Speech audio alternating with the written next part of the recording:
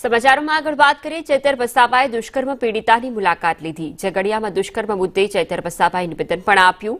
હાલ દીકરીની હાલત ખૂબ જ નાજુક છે। દીકરીના માતા પિતાની પણ હિંમત ખૂટી ગઈ છે।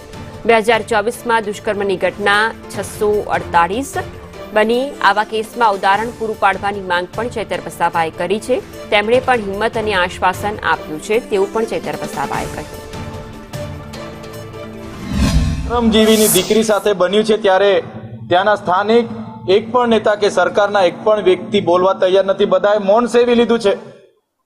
ત્યારે સરકારે આ વરવી વાસ્તવિકતા સ્વીકારવી પડશે કે ગુજરાતમાં 648 જેટલી ઘટનાઓ આજ દિન સુધી આ વર્ષે જ બની છે। એમના પર ક્યાં સુધી કાર્યવાહી કરી એ સરકારે જવાબ આપવો પડશે।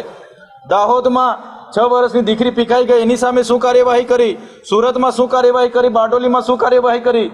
એ સરકારે આવીને પ્રજા સમક્ષ કહેવું પડશે।